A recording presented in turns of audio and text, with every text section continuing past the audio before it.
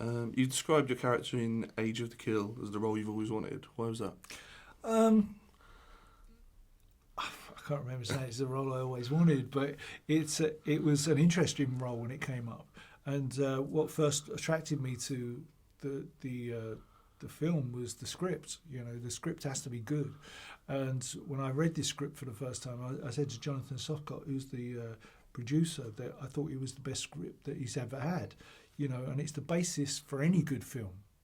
I was surprised with the film, because it was an action film, that how much emotion that you can take into that. You know, it's the first lead in an action film that I've ever done. So, and I was surprised how much emotion you could take into it, which was really pleasing, you know. Cool. You play a Black Ops sniper in the film. You seem to handle the weapons well. Have you had any training? No training, but I've used weapons in lots of other films over the years. And I think all of that, you know, I'm 53 now, you know, I've been doing this acting since I was 7, you know, I've done all types of films, and I've handled guns several times. So I kind of knew my way around it. It's an interesting thing when the guns come out on a film set, and all the men kind of bristle with testosterone, yeah. and also, I'll choose the Beretta, I'll have that one. And it's a funny thing watching that moment happen.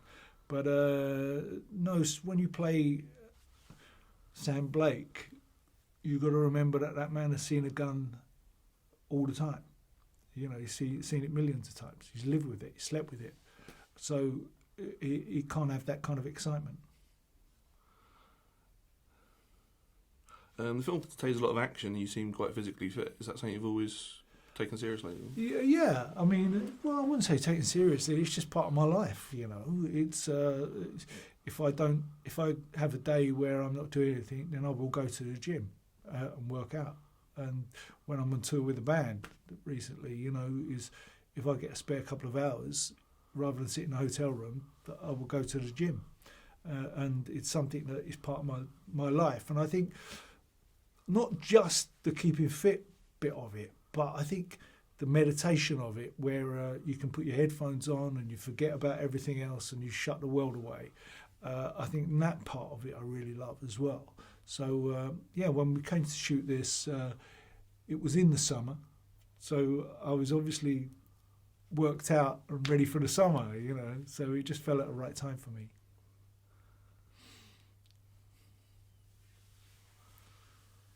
You directed Top Dog last year. Have you got any desires to get back behind the camera? Yeah, but you know, directing takes a lot of time up.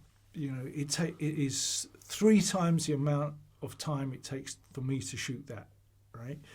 And it's because, you know, there's prep, there's the shoot, there's post, which takes a good, even on a low budget film, independent film, it will take you 4 months, right?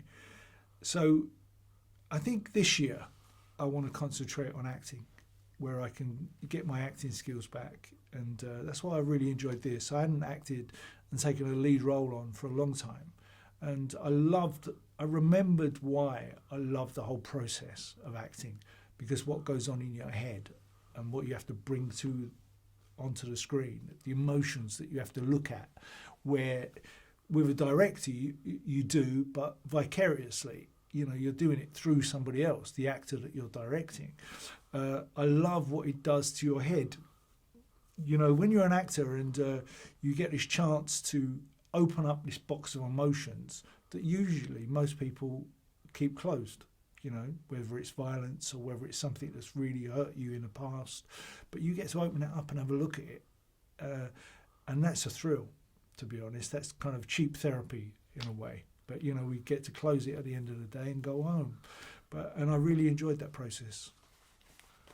Is there any talk of a sequel to Age of the Kill? It's left open to the possibility. Yeah, it's left open to sequels. But listen, you know, you have to wait and find out how well the first one does, because no one's going to make a sequel of a film if it doesn't sell. So you have to wait and see. Finally, how is performing with Spandau Ballet different to when you did it in the 80s? Different to the 80s. Yeah. It's no different, to be honest. I think, all right, I'll tell you the difference is that in the 80s, I think when we played the shows, it was a celebration of rock and roll.